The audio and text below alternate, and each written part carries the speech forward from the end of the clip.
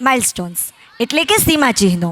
નામ થોડું અલગ છે ને, ઘણાને થતું હશે આ નામ કેમ રાખ્યું, નામનો મિનિંગ શું છે, નામ રાખવા પાછળનું કારણ શું છે. તો ચાલો હું તમને સમજાવું. માઇલસ્ટોન્સ સીમાચિહ્નો એટલે શું? સીમાચિહ્નો માઇલસ્ટોન એટલે કે એક એવું વ્યક્તિ જે પોતાના જીવનમાં ઘણા ઉચ્ચ કાર્ય કરી ચૂક્યું છે અને બીજા વ્યક્તિઓ માટે આદર્શરૂપ બન્યું છે. એ આદર્શ વ્યક્તિના પગલે ચાલવું એટલે સીમાચિહ્નો. અમારી ગુરુ ભક્તિ શાળા બાળકો માટે એક આદર્શરૂપ સીમાચિહ્ન બનવા માટે પૂરો પ્રયત્ન કરે છે. આચાર્યશ્રીઓ, શિક્ષકો તથા વિદ્યાર્થીઓ સાથે મળીને આ પ્રયત્ન કરી રહી છે.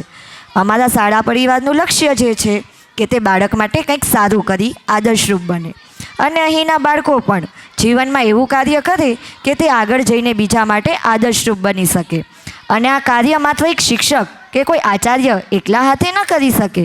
માટે જ અહીં બધા શિક્ષકો, અમારા બંને આચાર્યો અને વિદ્યાર્થી મિત્રો બધા સાથે મળીને પ્રયત્ન અને મહેનત કરે છે, જેની નાની એવી ઝાંખી તમે હાલ જ જોઈ. વિદ્યાર્થી, શિક્ષક અને આચાર્ય એક સાથે સ્ટેજ પર 26 યર્સ ઓફ યુનિટી પ્રોગ્રામના શરૂઆતની 10-15 મિનિટ એ માત્ર અમારી શાળાનો પરિચય જ નહીં, પરંતુ એ અમારી ટુગેધરનેસની જર્ની પણ હતી. Journey of togetherness 26 years of unity એ જ અમારો આજનો લોગો પણ છે. અને આ સફરમાં આપ સૌ વાલીઓનો પણ મહત્ત્વપૂર્ણ ફાળો છે. તમારામાંથી ઘણા આ સફરમાં અમારી સાથે શરૂઆતથી જોડાયેલા છે. ઘણા બાળકો બાલ મંદિરથી લઈને ધોરણ 12 સુધી અમારી શાળામાં ભણ્યા છે અને હજુ પણ એમના વાલીઓ અમારી સાથે જોડાયેલા છે. આપના સાથને લીધે જ અમે આ સફળતા મેળવી ચૂક્યા છે. એ બધા બદલ હું અમારા બંને પ્રિન્સિપલ સર વતી તથા સંપૂર્ણ ગુરુ ભક્તિ શાળા પરિવાર વતી હૃદયપૂર્વક આભાર માનું છું અને આપનો સાથ આમ જ બન્યો રહે તેવી શુભેચ્છા પાઠવું છું. Thank you so much. एक साथ आना एक शुरुआत है, एक साथ आना एक शुरुआत है, साथ रखना प्रगति है, लेकिन साथ मिलकर काम करना ही सफलता है.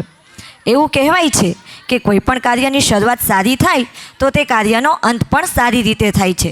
માટે જ આપણા ભારતમાં કોઈ પણ સારું કાર્ય કરતાં પહેલાં ભગવાનને યાદ કરવામાં આવે છે, તેમના આશીર્વાદ લેવામાં આવે છે.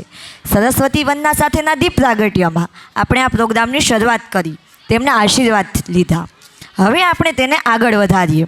મને ખબર છે કે આપ સૌ આતુરતાપૂર્વક રાહ જોઈ રહ્યા છો આપના બાળકના પરફોર્મન્સની અને નાટક, ડાન્સ જેવી અનેક કૃતિઓ નિહાળવા માટે આપ સૌ ઉત્સાહિત છો.